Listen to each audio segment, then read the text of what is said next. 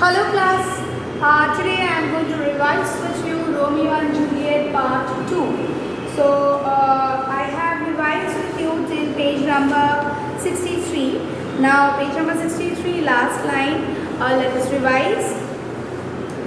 At noon, Romeo's friends, Benvolio, Mercutio, they were walking through the street. So we have already seen that Juliet and Romeo, they got married.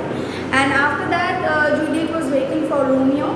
And after the marriage, at noon when Romeo was with his friend and they were walking through the streets of Verona, suddenly they came across a party of the Capulets with Tybalt at the head. Tybalt, by seeing Mercutio, he accused him very badly because he was associated with Romeo, who was a Montague, and Mercutio, who had much fire in him as Tybalt, replied to this accusation with some shortness, and Mercutio also said something to him. When Romeo himself passed away, fierce Tybalt turned from Mercutio to Romeo. When Romeo was there, suddenly all these bad words for Mercutio, it changed to Romeo, it was targeted to Romeo, and there was a fight. In that fight, Romeo's friend was killed. Okay, Mercutio was killed.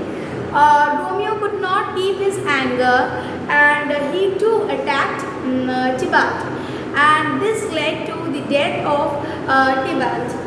And after that, the news of this deadly brawl, this quickly brought in crowd on that particular spot, and among them were old Lord Capulets and the Montagues, who were with their wives. And soon after they arrived, the prince himself arrived, who, being related to Mercutio, whom Tybalt had slain, came determined to put the law in the strictest force against those who should be found to be offenders. Who are offenders, they should be strictly punished. That was only what they wanted. Now Benvolio, he was commanded by the prince to relate the origin of the entire thing and how did all the quarrels start. Lady Capulet, who was in extreme grief, she was very upset, obviously, for the loss of Tybalt, and she pleaded for the strict punishment for the murderer. But while doing this, she did not know that she is actually posing a threat to her own son-in-law.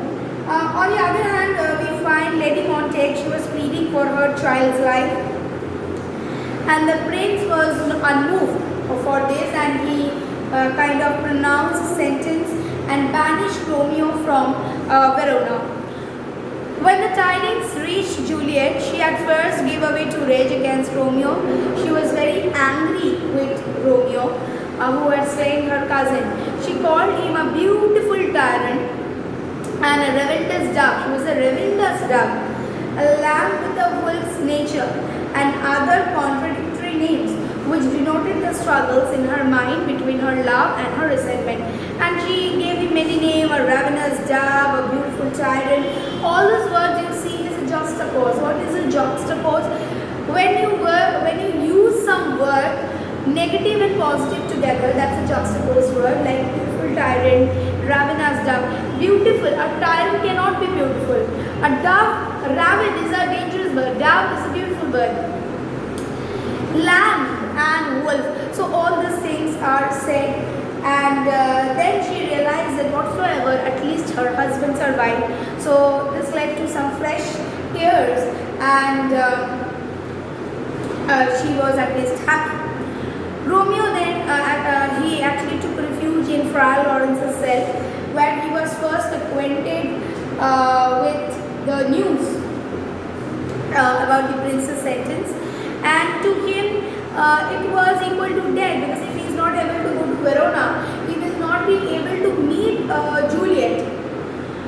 Okay, and he was aroused by a message from his dear lady, which will be revived him, and then he got a message from his dear lady, and this revived him that they wanted to meet. Friar took advantage of this, and he, tried to help him out. Romeo was a little calm. He counseled him, and then he said that first he would, Friar Lawrence gave him the plan that he should meet Juliet, and then she proceed to Mantua. Later, Friar would publish their marriage to everyone, and everybody would come to know what is the situation. So after that, Romeo went to eat, and after the daybreak, he alone went to Mantua. And as he went, Juliet heard that her father had fixed her marriage with none other than Count Paris. And obviously she was already married, and more or less she was in love with Romeo. She cannot marry him. And she went to Friar Lawrence for help, and then Friar Lawrence actually laid up a plan. Now what is the plan? He directed her to go home and give her consent to marry Paris, and on the night before marriage to drink of the contents of the phial, which he then gave her. This effect would be for 42 hours, okay, and everybody would think that Juliet had died and she would be buried. In the meantime, he would tell Romeo about the incident, and Romeo would go and wake his lady lover up, and they would finally, be married to each. I mean, they are already married. They would be able to be with each other. Okay, and love gave young Juliet this strength, and she said, okay, she is ready to do this. When young Paris came, she found that the bride, the living Juliet, she became just a corpse, and poor Paris, he lamented, and Juliet was buried. Whatsoever we see that bad news travels faster than good news, and Romeo came to know about this.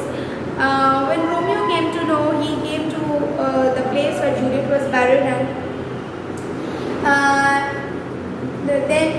when at this position he said to Verona, to a sight of a dear lady in the tomb, he thought to swallow the poison that he had already brought.